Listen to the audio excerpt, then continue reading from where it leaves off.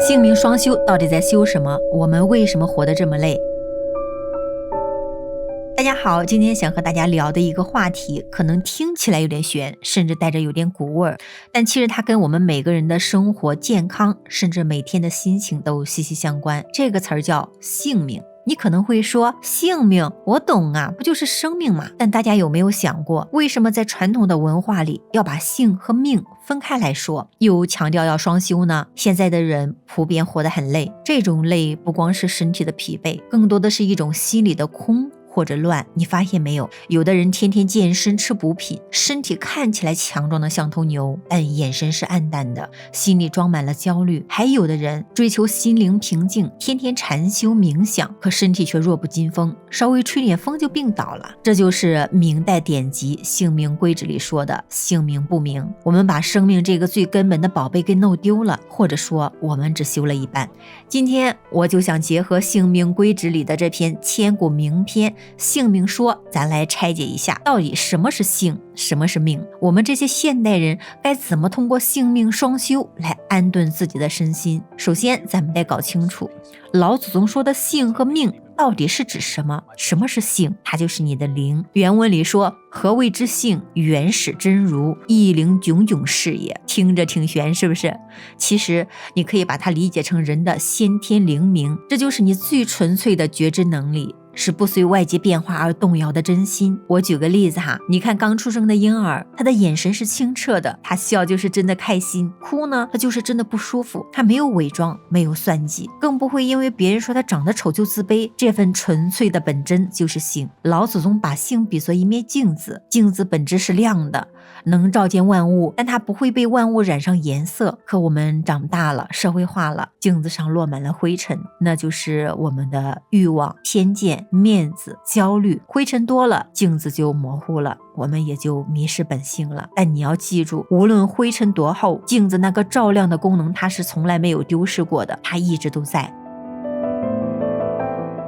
原文说，何谓之命？先天至精，一气氤氲是也。如果说性是软件，是灵魂，那么命就是硬件，是能量，是维持你生命活动的先天精气。你可以把命理解成手机的电池，电池容量的大小、品质的好坏，决定了这台手机能跑多久。这种能量支撑着你的呼吸、心跳和代谢。婴儿为什么哭声洪亮、手脚有力？因为他的命能量充沛。而我们熬夜、纵欲、过度操劳，其实就是在提前透支这块电池的电量。当电量耗尽的时候，这台名为生命的机器也就停转了。性命本是一体，谁也离不开谁。性命说里有一个特别重要的观点，性命缘不可分。这就像灯和光的关系，没有灯也就是命，光也就是性，就没有依托，照不出来。没有光，那灯也只是一个漆黑的空壳。一个人如果身体强健，但心思阴暗焦虑，他就活得痛苦。一个人如果看透世事，但重病缠身，他也没办法长久的去践行理想。所以说，性无命不立，命无性不存，只有这两个东西都好了，生命才算圆满。性命说这篇文章非常犀利，它直接指出了当代修行界，甚至是现在我们养生界的两大坑，只练身体不修心。很多修道的，也就是玄门，特别执着于炼丹吐纳气功，他们认为保住命就是一切。这就像什么呢？就像一个人把所有的精力全部用来保养手机电池，掏最贵的壳用最慢的充，结果手机里全是流氓软件和病毒，也就是杂念和欲望。虽然电量是满格的，但手机运行卡顿、发热甚至死机。这就是只修命不修性，活得虽然久，但内心浑浑噩噩，顶端算是一个行尸走肉，只求开悟不爱身体，禅家的偏颇。另一类人也就是禅家，天天打坐念经求开悟，觉得身体就是个臭皮囊，不值得关注，甚至刻意折磨身体。这就像你把手机系统优化的无比流畅，一个垃圾文件都没有，但你从来不给它充电，结果怎么样呢？手机虽然好用，但刚开机就关机了。吕洞宾祖师说过一句特别狠的话，只修祖性不修丹，万劫阴灵难入圣。意思就是说，你光修心不练身，你的灵魂由于没有能量支撑，最后也只是一个脆弱的阴灵，成不了大事。看看现代人，既不知性也不知命。说句实话，我们现代人更惨，有的人养生就是吃昂贵的冬虫夏草，然后回过头去就为了生意跟人吵架生闷气，这叫修命不修性，补药都变成了毒药。有的人呢，追求静心，去报昂贵的冥想班，结果回来接着熬夜刷手机吃垃圾食品，这叫修性不修命。再平静的心也救不了衰竭的内脏。最普遍的是既不知性也不知命，天天在名利场里心一性身累命，把生命当成了消耗品。为了让大家听得更透彻，咱们得深入一下。在姓名说里，老祖宗给出了一个生命的能量密码，就是性命与身心精气神的关系。咱们先说第一个，性与神，谁在指挥你的觉知？性者神之始，神本与性。简单说，性是太阳，神就是阳光，没有太阳就没有阳光。但如果你只看到阳光，没意识到太阳，你就没抓到根本。我们的各种情绪，喜怒哀乐，都是神的动作。如果你的性是清明的，你的神就是敏锐且平和的。如果你的性被欲望盖住了，你的神就会乱套，你的反应就会偏激。咱们再说第二个，命与气，谁在驱动你的能量？命者气之始，气本与命。命是水库里的蓄水，气就是流出来的河流。你身体的呼吸、心跳、新陈代谢，全是靠气在跑。如果你的命基稳固，这股能量流就很顺畅，人就显得年轻有活力。那么再来说第三个，精，生命的原始股份，身中之精为命之根矣。这个精分为先天和后天，先天是父母给的原始股份，后天靠吃饭呼吸来补充。它像一个能量仓库，支撑着性与命。如果这个仓库空了，性命也就无从谈起了。第四个到总结了，身心是房子，精神是主人。老祖宗说，身心精神之舍也。身体和心灵是房子，精气神性命是住在里面的人。如果你把身体搞垮了，房子漏风漏雨，主人就住不下去，精气神就会流散。如果你把心灵塞满了垃圾，也就是杂念，主人就会被憋死，性命就会被遮蔽。所以性命双修归根结底就是身心双修，修身让房子坚固，修心让房子通透。姓名说里有两句特别扎心的话，解释了我们痛苦的根源：思虑念想，心宜性也；举动应酬，出于身在；语默视听，身累命也。心宜性，你的心在坐牢。什么是心宜性？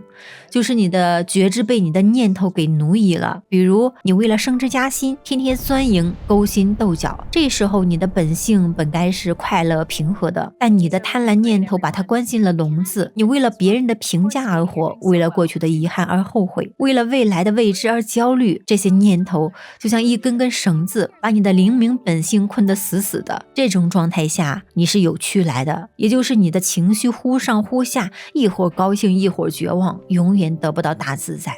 身累命，你的身体在透支。什么是身累命？就是你的身体活动过度消耗了你的先天精气。咱们现代人的生活方式，熬夜、暴饮暴食、手机不离眼、久坐不动，甚至包括过度的情绪激动，这都在累命。老祖宗说，这种透支会导致生死，也就是生命会加速走向衰败。就像一辆车本来能跑60万公里，你天天地板油不保养，跑了10万公里，发动机就废了。这两者还会形成恶性循环。工作累，也就是身累命，导致心情烦，心易性；心情烦导致睡不好，乱吃东西，那身更累命了，最后人就垮了。在这里，姓名说提出了一个非常高深的智慧，区分真姓名和假姓名，就是你的气质与定数。什么是气质之性？这是你后天形成的性格，比如有人急躁，有人慢性子。这就像你穿的衣服，它不是真的你，是可以改的。行气和分定之命是什么意思呢？就是父母给的体质、出身、智商。这就像你这台车出厂时的配置，虽然配置有高有低，但通过后天的修与养，普通配置也能跑出长途，豪华配置如果不养也会报废。真性命就是那个永恒的本源。老祖宗说，在这些后天的性格和体质之下，藏着一个真性命，它是与天地同源、与虚空同体的那个东西。它像水一样，没有固定形状，却能适应所有容器。当你能通过修行把后天的杂质去掉，你就找回了那个真我。那时候你就不会被生老病死、升官发财这些外在的东西搞得心神不宁了。